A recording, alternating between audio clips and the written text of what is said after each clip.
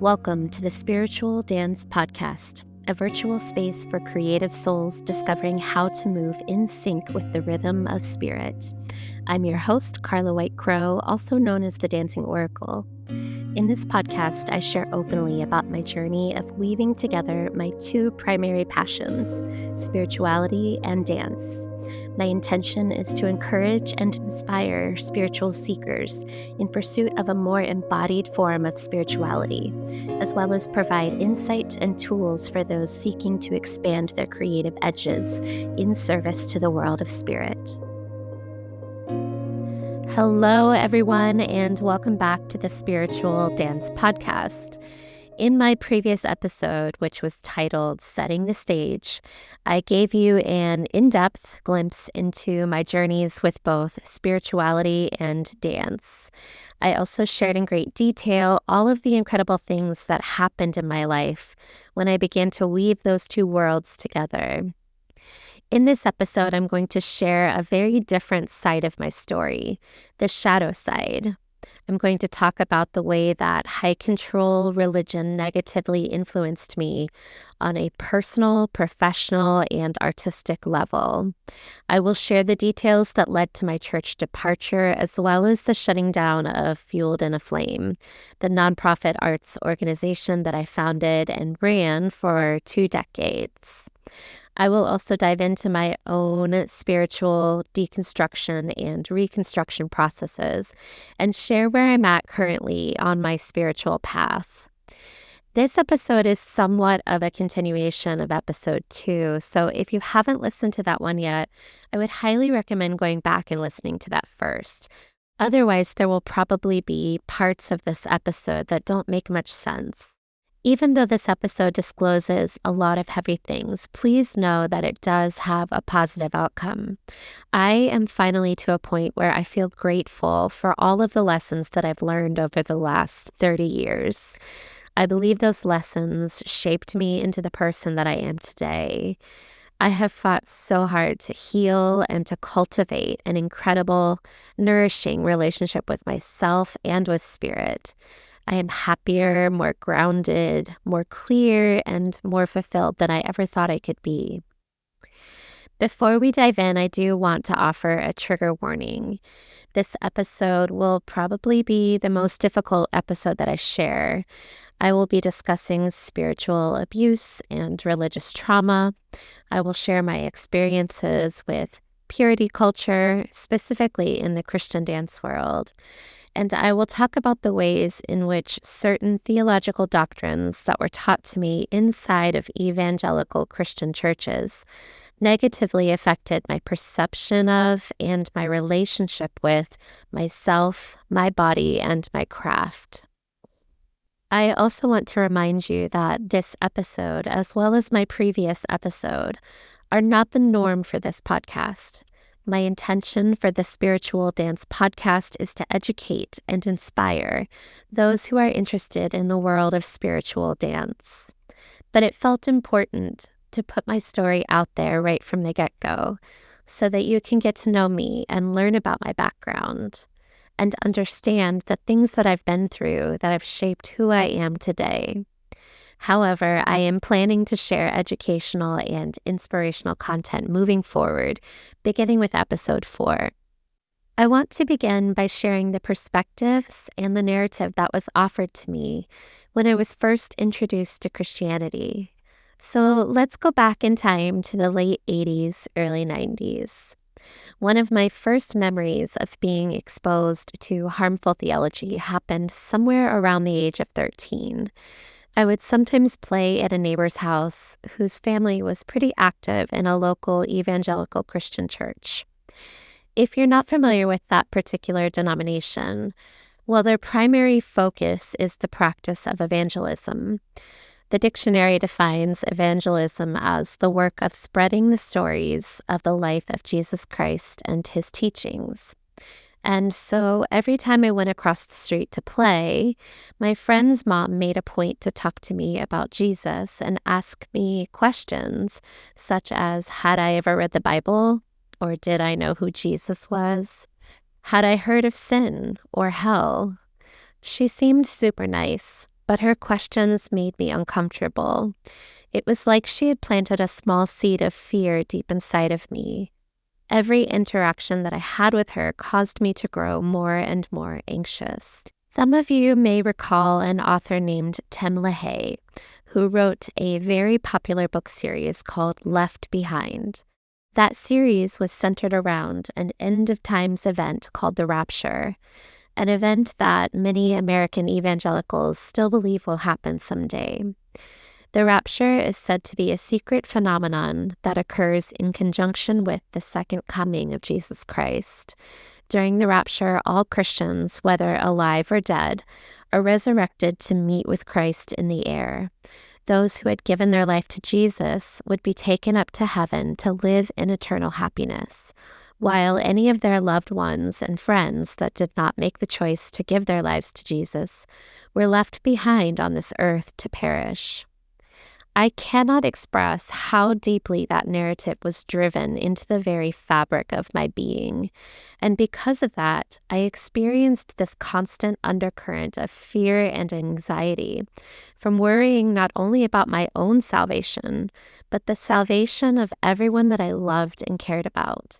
I would pray the prayer of salvation over and over again for years because I was constantly worried that once wasn't enough. I wanted to be absolutely sure I was 100% saved. I also carried this huge weight around on my shoulders because I felt personally responsible to share the gospel with everyone. Yet at the same time, I was afraid to talk about it. Deep down, I knew my friends and family would think I had lost my mind. So I didn't talk about it, like hardly at all. And then guilt would set in. And then grief, because I was pre-grieving the fact that when Jesus came, I would lose them forever.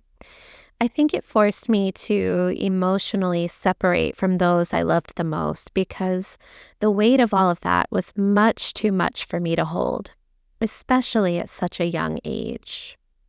One more foundational thing that I want to share is around the topic of purity culture and the impact that that had on my life. This movement took off in the early 90s and became a sort of subculture in evangelical Christian communities.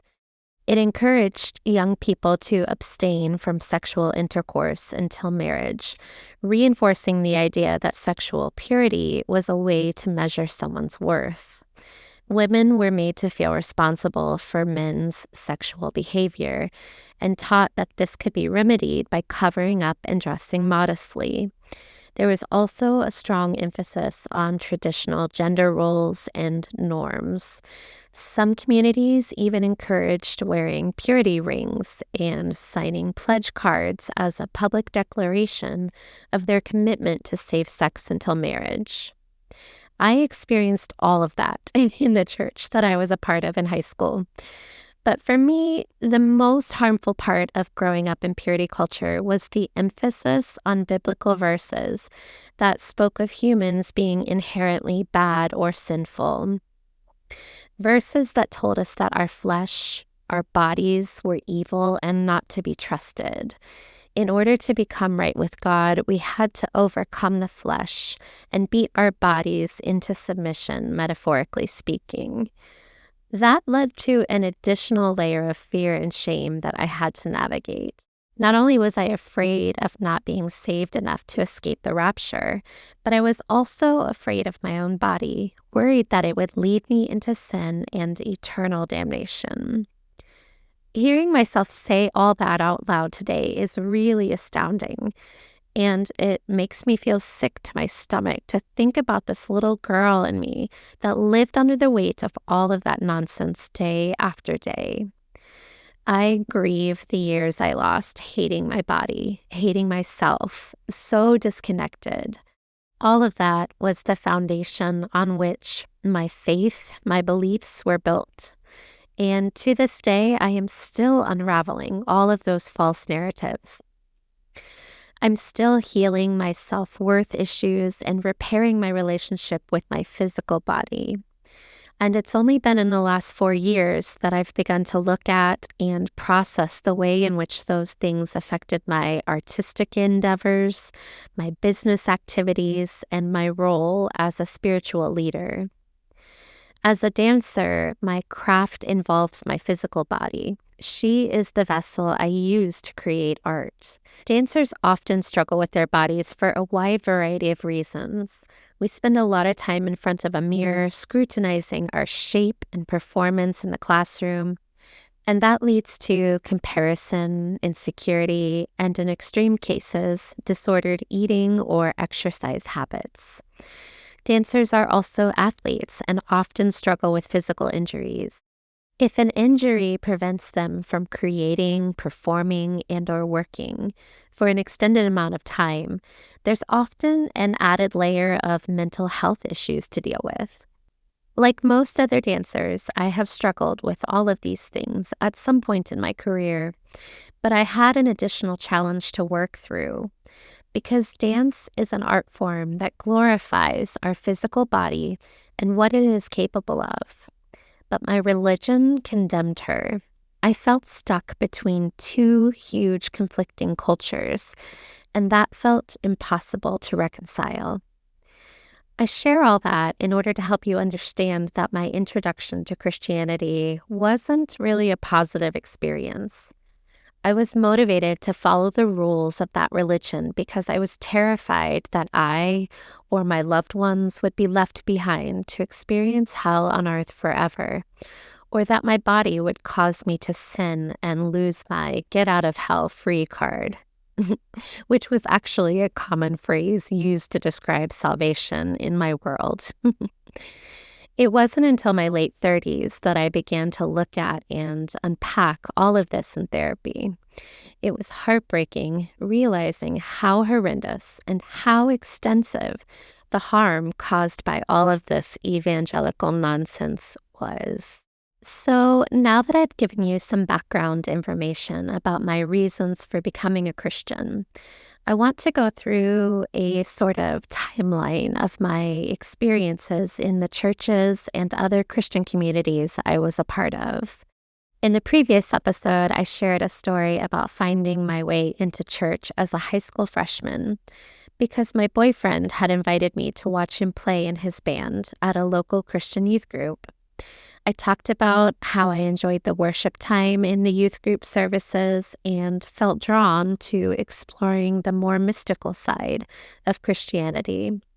I also mentioned that the youth pastor's wife had become one of my closest friends and that she was mentoring me as I grew in my faith. In my sophomore year of high school, I began dating the man who eventually became my husband and still is today. Almost immediately, I convinced him to start coming to church with me because, remember, I was scared that he would be left behind. Also, there was a verse that was often spoken to unmarried women in the church about not being unequally yoked. Because if you don't marry someone who believes the same things you do, it could hinder your faith and cause you to stumble. And I've already talked at length about what that leads to. So he decided to become a Christian too and befriended the church's youth pastor, the man that was married to the woman who was my spiritual mentor. The four of us became pretty close and would hang out together quite often. They were also kind of mentoring us as a couple because we had talked about wanting to get married, and they felt responsible to help us stay accountable, sexually speaking. However, my family wanted me to graduate college before we got married, so we hadn't planned on getting married until then. That meant we were looking at 7 years of dating and 7 years of waiting to have sex, ignoring the natural urges of our bodies and believing that we were sinful for even just feeling those hormonally charged feelings. To say that was difficult is an understatement. In fact, it felt impossible.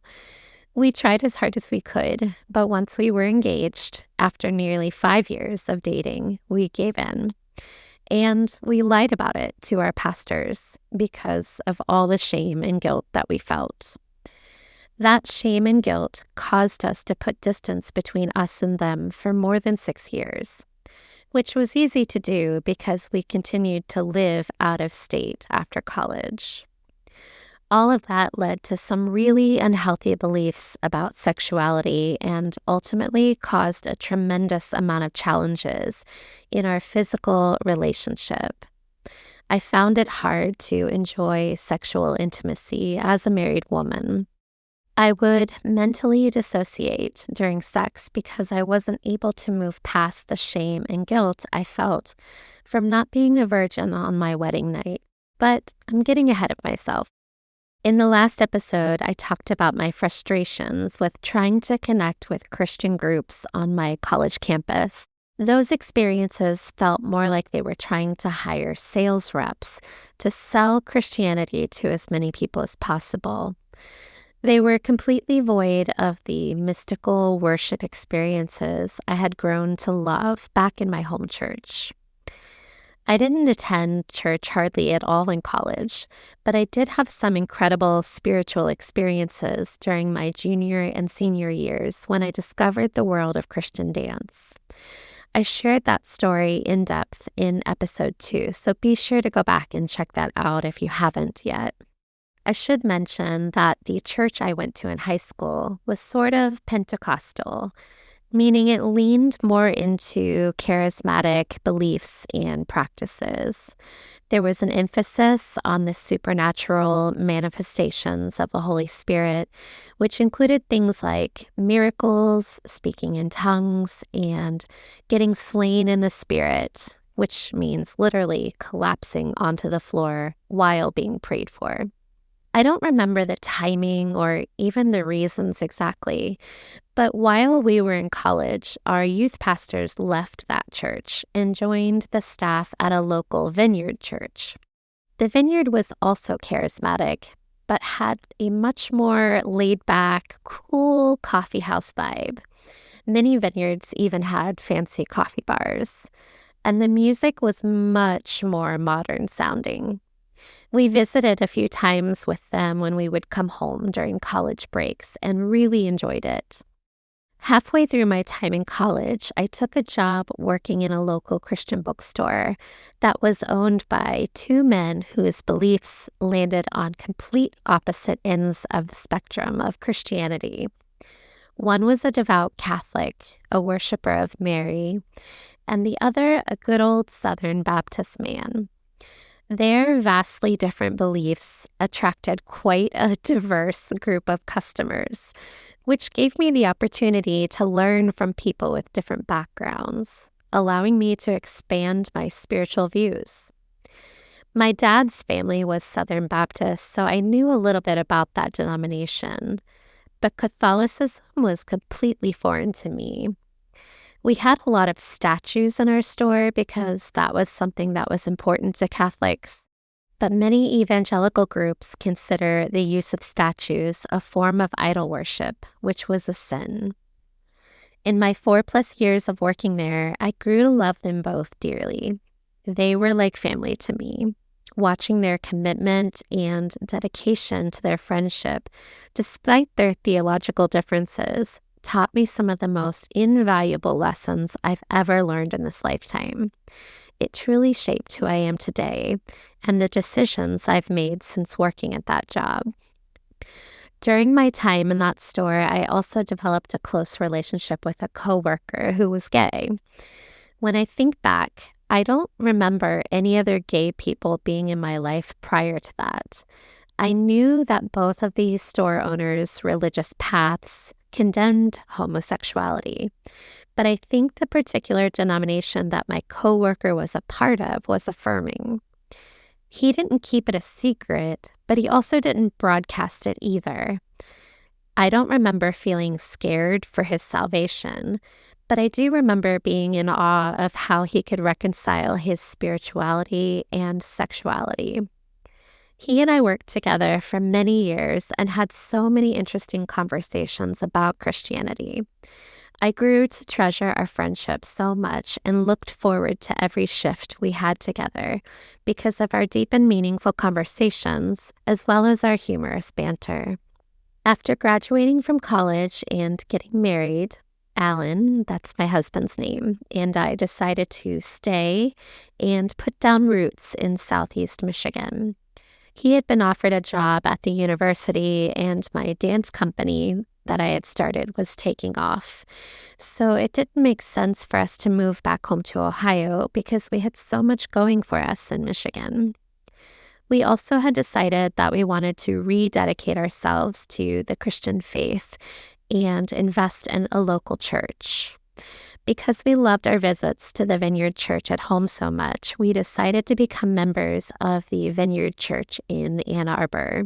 Alan has a huge heart of service, and he jumped right in, serving on the tech team and becoming a Stephen minister, which was someone who was trained to offer one-on-one emotional and spiritual care. I, on the other hand, really struggled to fit in there. I don't think it had anything to do with the church itself, but rather the unconscious current of inner turmoil and shame I was still struggling with. Most of my spiritual needs were being met within the spiritual dance community I was building outside of my church. Still, I forced myself to go to the Vineyard as often as I could in order to support Alan, though I would often gravitate towards the seats that were farthest from the front of the room in order to avoid engaging with anyone. However, I really did enjoy the worship time there. I was so deeply moved by the music and the connection that I felt with Spirit that I wanted to just let loose and dance freely. But that wasn't something that this church really made space for.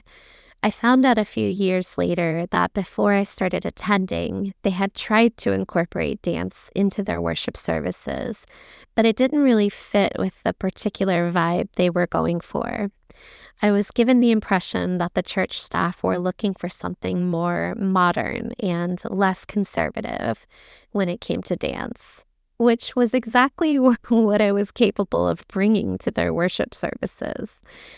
I had the same frustrations with the Christian dance world that they did. The overly modest attire and movements, lack of training, etc. But they had pretty much made up their minds due to a previous bad experience and didn't really give me a chance. At that point in my life, I was deep into running my own Christian ministry. After graduating college, I founded and ran a Christian dance company, which I named Fueled and Aflame. Leading and growing that organization took over most of my free time. I spent a lot of weekends at other churches, performing and or teaching. Even if my home church wasn't supporting my work, I had become a part of a larger network of churches that did. Week after week, I had the opportunity to visit a wide variety of denominations and other Christian communities that broadened my spiritual views and beliefs.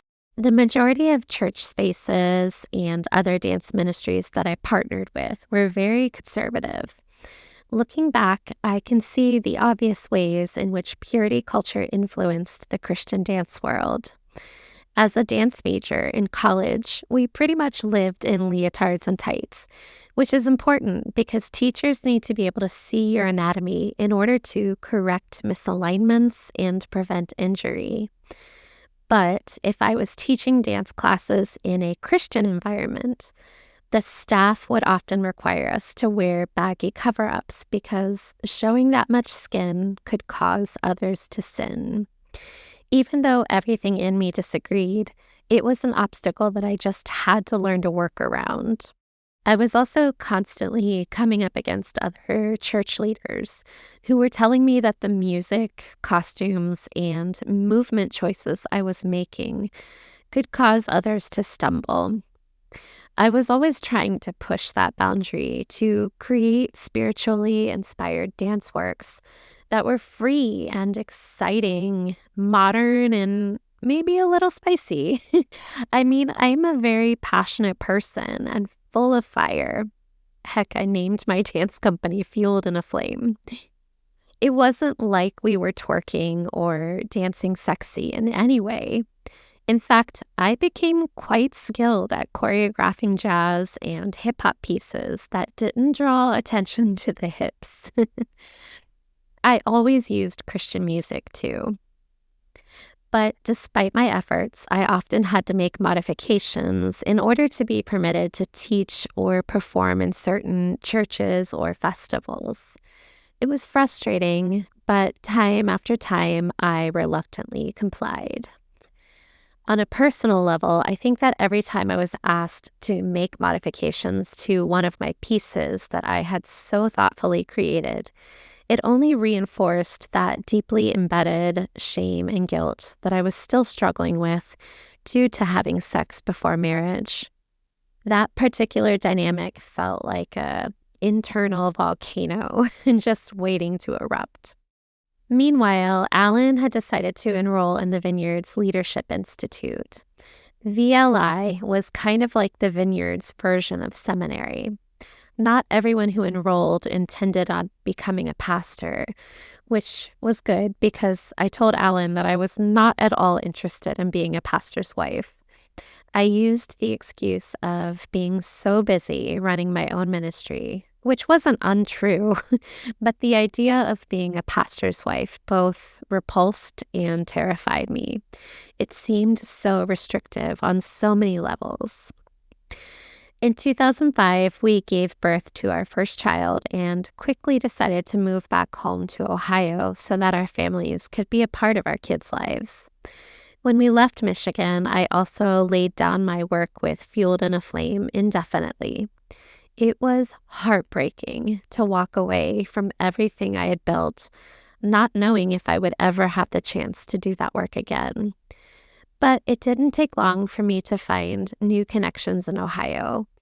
I got a position teaching dance classes to high schoolers at a local Christian dance school. My classes were popular, and I quickly grew a new following. Another reason for our move to Ohio was that Alan and I were excited to reconnect with the youth pastors from our childhood. We wanted them to be a part of our kids' lives as well. They had recently started their own vineyard church, and we planned to become members and make that our home church. I knew that they would be supportive of my dance ministry work and that Alan would have an opportunity to serve in their community, something that was very important to him. Unbeknownst to us, they had planned to add Alan to the pastoral staff. He was honored and excited for that opportunity, though shocked when it was announced at the luncheon following our first church service back with them. I was happy for him despite my reservations. Eventually, I outgrew my dance teaching gig at the high school, not only because of growing interest, but because I was frustrated with the limitations of the space and also the spiritual environment. It was clear to me that it was time to build my own school. If I'm honest, I had never wanted to run a dance studio. I much preferred teaching choreography rather than technique classes. And I was mostly interested in working with and setting choreography on young adults. But I was feeling excited by the level of interest in my classes, and also the extra cash was really helpful for our family's budget. In recent years, I've processed the fact that another big reason for me wanting to open my own studio is that my firstborn was really interested in dance and was finally old enough to start taking classes. There's something about becoming a parent that brings all these deep-seated fears to the surface. At least that was my experience. Parenting reawakened my fears about sin and hell and plunged me back into somewhat of a purity culture mindset. And my pastors encouraged all of my conservative parenting decisions. I kept my kids in such a bubble. Even Disney wasn't allowed in our house because Disney talked about magic, and magic was of the devil. My house was filled with Christian books and movies and music. I even got really anxious if my kids were playing with another family who didn't share our beliefs. It was like all of my fears came back with a vengeance, and I doubled down. So when my child wanted to dance, I knew that it couldn't be in a secular studio because their music, movement, and costume choices might cause them to stray from Jesus. No, instead, I had to build my own studio, one where I could control the culture and protect my kids from any outside influence that might lead them astray. Turns out I actually really loved the work of running a studio, especially the business side of it, which is why I continued to do it year after year. It was an incredibly fulfilling and fruitful experience. Each season, we nearly doubled in size. I was passionate about offering families like ours access to excellent technical training in a spiritual environment. But I was also attracting families who shared my same conservative mindset and sometimes even more extreme. From the outside, our studio didn't look a whole lot different from other studios, other than the fact that our classes and performances used either classical or Christian music. The other difference was that we did not participate in dance competitions. Our program was more concert-based. This was partly because of the anti-performance mindset I talked about in my previous episode. I was of the opinion that competitions existed only to glorify the dancer, and I wanted my dancers to glorify God.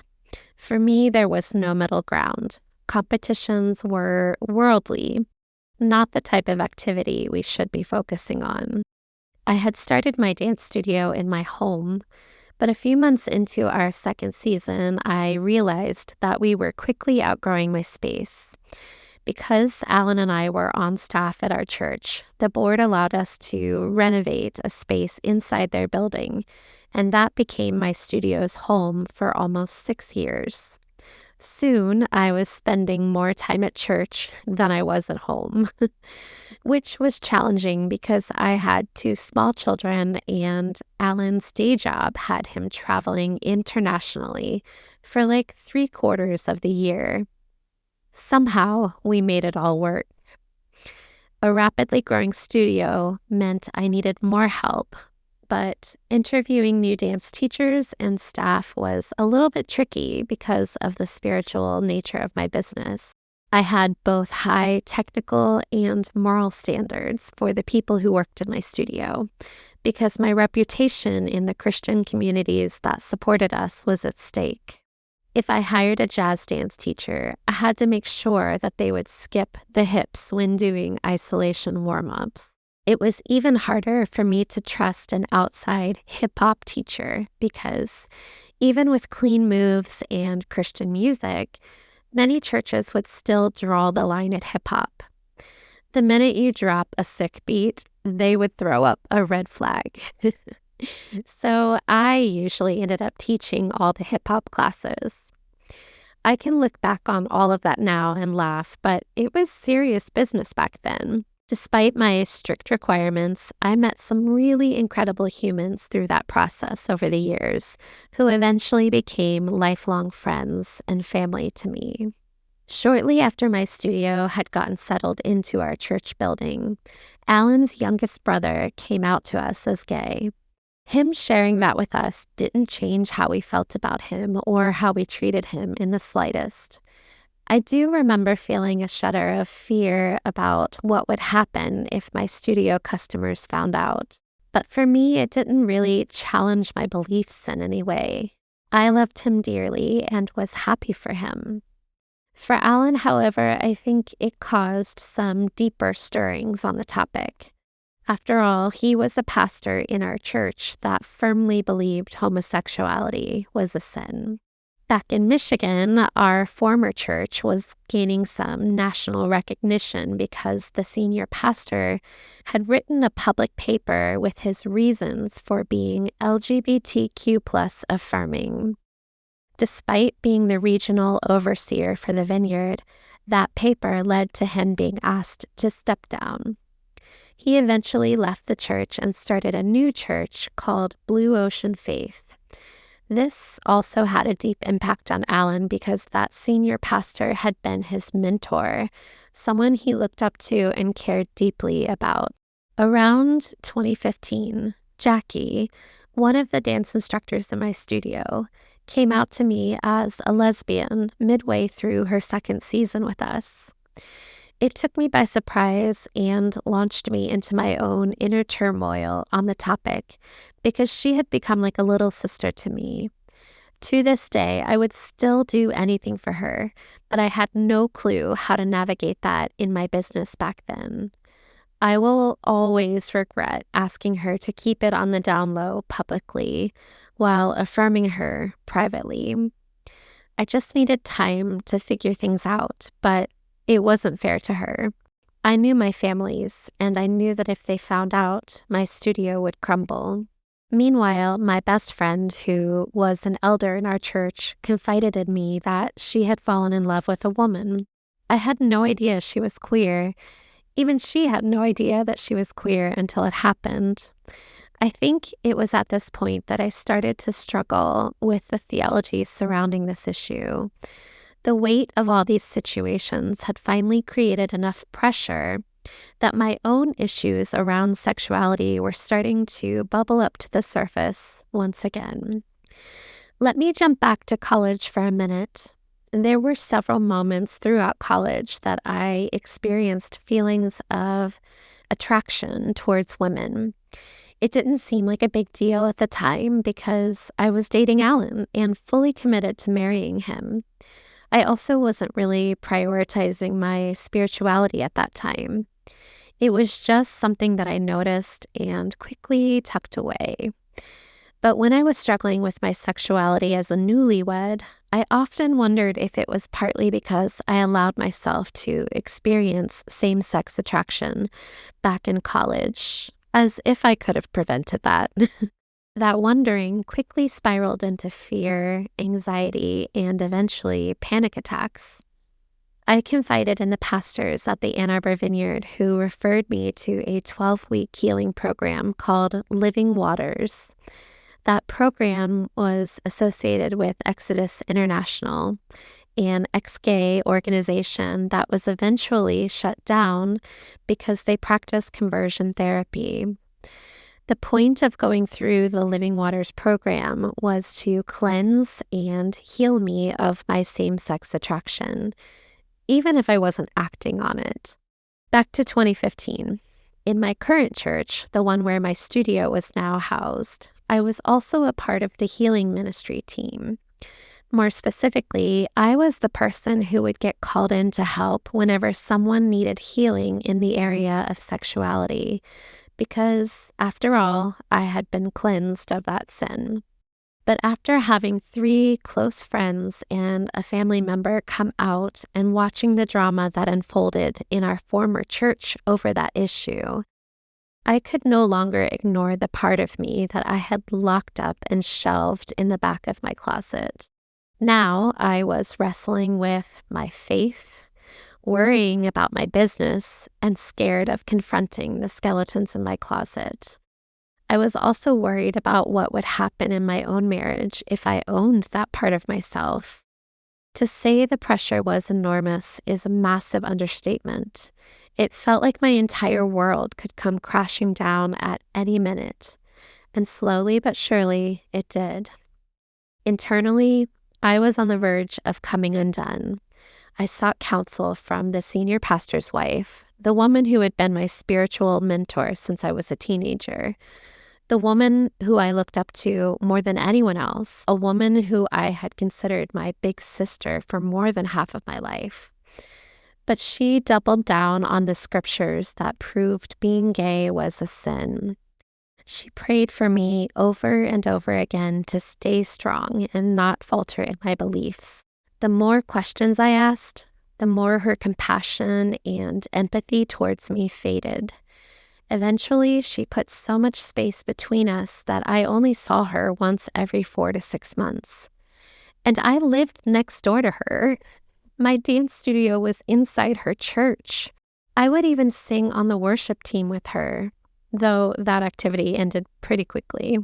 The moment I knew that that relationship had run its course was after a conversation where she had very carefully suggested that Alan's choice to affirm the LGBTQ plus community could cause my kids to end up in hell. And though she never came outright and said it to my face, I was made to feel that at some point I was going to have to choose between my marriage and being a part of that church community. This was also because Jackie, my studio instructor, had asked Alan to perform her marriage ceremony to her partner. Alan sought permission from the board of elders at our church. When they said no, he got his own credentials and did it anyways. She was family, and we weren't going to stand in the way of her marrying the love of her life. Eventually, it was made clear to Alan and I that we were no longer welcome in that community. And why would we want to stay anyhow when some of my closest friends and family members had become the source of so much drama? And not because they had done anything wrong, but because embodying the truth of who they were was a threat to the reputation of the leaders and the salvation of the members of their congregation. Our beliefs about who God was and who was worthy of his love and full acceptance had become much too expansive for them to hold. As painful as it was to walk away, to lose the community and spiritual home that we had poured into for almost 10 years, ultimately it was a doorway that led to our freedom, peace, and true happiness. Meanwhile, I was looking into spaces I could rent outside of the church in order to keep running my dance studio. I had fallen in love with a 6,000 square foot property. It was a huge risk, but my business had an 8-year history of year after year continuous growth. And I also had a solid business plan in which I was going to partner with like-minded businesses to help pay the rent. I was talking with faith-based martial arts, yoga, and gymnastics businesses that were looking to expand.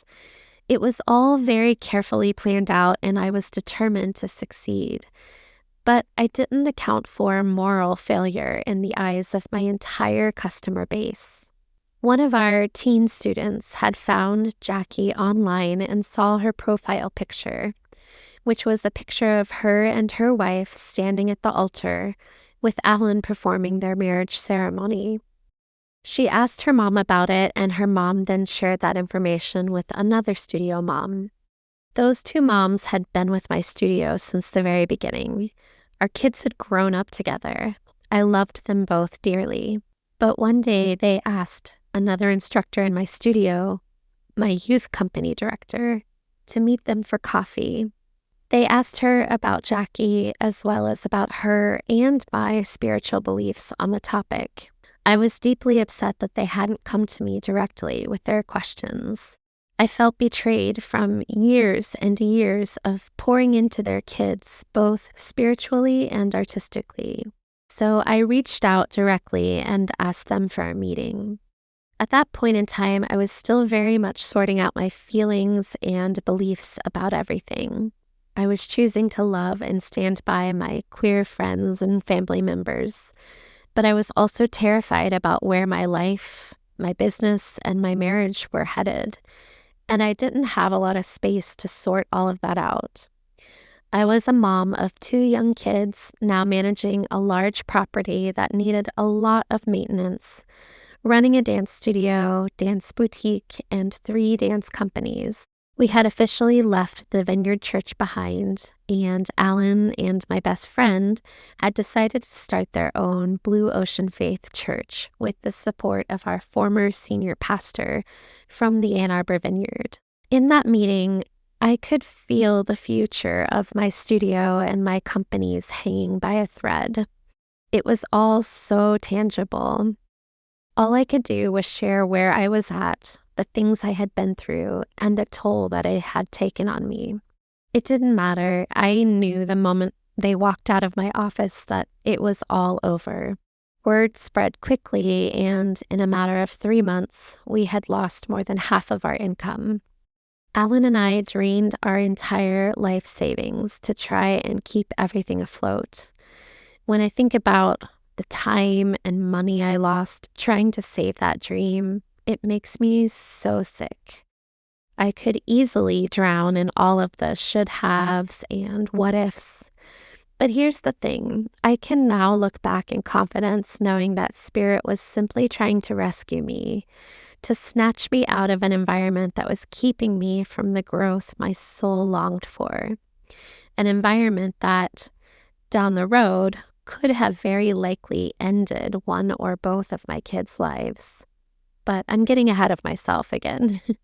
I tried to support Alan and my bestie in their efforts to start a new, open, and affirming church. 2 of my dance instructors and their families also attended. It was a sweet little small group for a short while. But I was in so much pain and so angry, and I blamed Christianity for all of it. My deconstruction happened so fast once I leaned into it. I started to really ask questions. I read more books in 6 months than I had in my entire life. Books from people like Sarah Bessey, Rachel Held Evans, and Jamie Lee Finch, as well as Cindy Wing Brandt's podcast, Parenting Forward. I even attended the first Evolving Faith conference in 2018, where many of them were featured speakers. 6 short months went by, and 25 years of devotion to Christianity ended up on top of a bonfire. I was forced to shut down my dance studio just 10 months after opening in our brand new 6,000 square foot facility. I tried to hold on to my dance companies by renting space from another local dance studio, but those numbers quickly dwindled as well, and we decided to plan a farewell concert in March of 2020. Something like 10 dancers made it to the concert, which we ended up holding virtually due to the lockdown that began that very same week. 9 months prior to that concert, my bestie and I had started attending yoga classes in a local studio that felt very mystical and magical. Our teacher was also a former Christian. The first time we stepped foot into her class and saw incense coming out of a cauldron with crystals and oracle cards spread out on the floor, all I could think was, we're going straight to hell, even though I no longer believed in hell. Turns out she was an astrologer and tarot reader and also ran moon circles there. So naturally, we signed up for the next circle and purchased astrology readings. I ended up diving headfirst into her world, where I explored an ocean of esoteric beliefs and practices. Her teachings woke something up deep inside of me. She inspired me to call back my power, to reclaim my sovereignty and autonomy. It was such an exciting journey of rediscovering myself and reconnecting to earth-based spiritual practices. I met so many incredible women through that community that I consider my coven to this day. Women who have had my back during the most difficult years of my life. Without that season, I probably would have given up on spirituality completely. However, that same season also brought some incredibly difficult lessons as well. I learned that no spiritual community is perfect. Toxicity, manipulation, and spiritual abuse can happen inside and outside of the church, regardless of a specific path or belief system. I learned that not all spiritual leaders are good people. Some are only interested in what they can gain from their leadership role, whether it's power, money, and/or fame.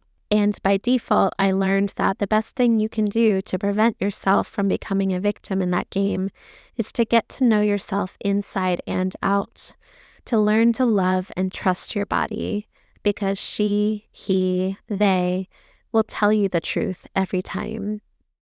My kids also went through some major transitions during these years. I'm so thankful for this space that the pandemic created for us so that we could work through issues around gender, sexuality, and mental health in private. That was an incredibly delicate and complex thing for our family to navigate, but I believe we did it well. Alan and I are so proud of the courage and the boldness that both of our kids displayed in learning to embody their truest and most authentic selves. They are two of the most incredible humans I have ever met, and they've taught me so many invaluable lessons about life and love. It's been the most precious honor to behold their journeys. Today, they are happy and healthy, and I honestly don't think that would be the case if we had stayed in church. So that pretty much brings us to the current day. In the 6 months leading up to the recording of this particular episode, I've been really internal, reflecting on the entirety of my life's spiritual journey and sorting out the beliefs and practices that still feel aligned to who I am today. When I think upon all of my experiences with Christianity, one thing that stands out is the emphasis of the divine masculine, praying and worshiping God the Father. Alternatively, my experiences in pagan and witchcraft communities focused on the divine feminine, Mother Earth and/or the goddess. When I look back at my connection to spirit throughout my life so far, I don't believe that my core beliefs have changed much, if at all. During my time in evangelical church communities, I was trying to fit this earth-based, mystical spirituality inside of a box labeled Christian. When I moved into witchcraft and pagan communities, I was trying to fit what I had learned in Christianity into a box labeled witchcraft. Recently, I feel like I've landed in a place where I'm seeking balance between those two polarities. Last year, I was listening to an episode of the Astrology podcast where they were interviewing a popular astrologer named Chani Nichols. She talked about using the words solar and lunar instead of masculine and feminine, because that's what those words mean in astrology. That was such a beautiful perspective shift for me, and I have been working to change my vocabulary when referring to those constructs because there are people in my life who are greatly triggered by the words feminine and masculine. It's not that I don't believe those two distinctly different energies exist, because they do, but they exist in all of us. Learning to speak in a more inclusive and gender expansive manner is a way of offering kindness and compassion to our fellow humans. But also, using the words solar and lunar to describe masculine and feminine energy has brought an entirely new perspective to my view of the world, of dance, and of spirituality in general. For me, spirituality is all about energy and intention, and I think learning to harmonize solar and lunar spiritual energies and practices can provide a rich landscape for our spiritual journeys. For example, when I step into the role of dancer, I'm activating my creative energy and directing it in an artistic manner with the intention of conveying emotions or sharing a story that inspires others. To me, that is a very solar or masculine role because I'm directing my energy outward in an intentional manner. I'm radiating love and light in a way that serves the world of spirit, which is also what I loved about my time in church. On the flip side, I use the word movement to describe a more lunar form of dance. To me, movement is receptive, it's fluid, it's how I connect with and channel wisdom and insight from the world of spirit. So my intention with movement is often to be receptive to spiritual energy or to the wisdom of my body, which, by the way, is only possible now because of the work I've done to untangle myself from purity culture. When I step into the role of witch, for me, it means that I'm receiving energy from the earth and the elements with the intention of working with that energy in a way that nourishes and heals my body and soul. It includes things like connecting with the cycles and seasons to draw strength, comfort, and wisdom from the natural world. It can also include divination and psychic development. I would consider those kinds of practices to be very lunar in nature. However, I can also direct the energy and wisdom gained from those practices in an external manner in order to support my dreams, accomplish my goals, or send healing or protective energy to other people or places, which I would view as a solar version of witchcraft. When I step into the role of astrologer, I am receiving and interpreting energy from the cosmos for the purposes of gaining wisdom and insights that can help myself and others understand why we're here on this planet in this moment in time. I can work with astrology in a way that offers a broader understanding of our lives so that we can be mindful when moving through the lessons that we came here to learn and make smart decisions that are aligned with our highest timeline. At this point in my life, I feel comfortable saying that dance, witchcraft, and astrology are my 3 primary spiritual practices. But I wouldn't call any of them my spiritual path. They are simply roles that I step into, depending on what I want to accomplish. I honestly don't know that I will ever be able to put a label on my spiritual path. I just know that my connection to spirit is one of the most important things to me. It's a beautiful, nourishing, two-way relationship that brings life and meaning to me day in and day out. I pray all day with words and movement. I journal, I pull cards, tend to my garden and my land. I study the cosmos, and I do my best to love and serve the people that come into my orbit. And to me, all of that is spirituality. In this moment in time, I feel closer to spirit than I ever thought was possible, and everything just feels right in my world. That doesn't at all mean that my life is all sunshine and rainbows. Please hear me on that. There are still many hard things that I have to navigate, both in my personal life and with the state of this world. But in a way, my journey has given me a broader and higher perspective. And when my road takes a sharp turn or when I meet an obstacle head on, it doesn't cause me to crumble like I used to. I have meaningful practices that support me. There's also this beautiful resilience deep within that I've worked hard to cultivate, and it serves me well.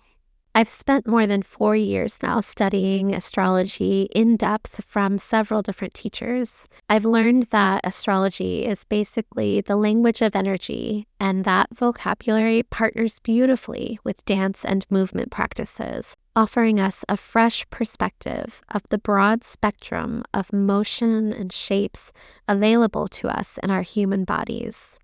This discovery helped me to rework and also expand my spiritual dance curriculum in a way that makes it more accessible and inclusive to many different spiritual paths. My role and work as the Dancing Oracle is to help you awaken to the path of embodied spirituality, build a spiritual dance practice, and learn to move in sync with the rhythm of spirit. I offer one-on-one coaching as well as classes and workshops where I teach on topics such as channeled movement, dance as prayer, movement meditation, elemental dance magic, dance divination, energetic healing with dance, and so much more. If you want to learn more about my work, then I would invite you to explore my website and see if my work calls to you. I work with all bodies and all skill levels.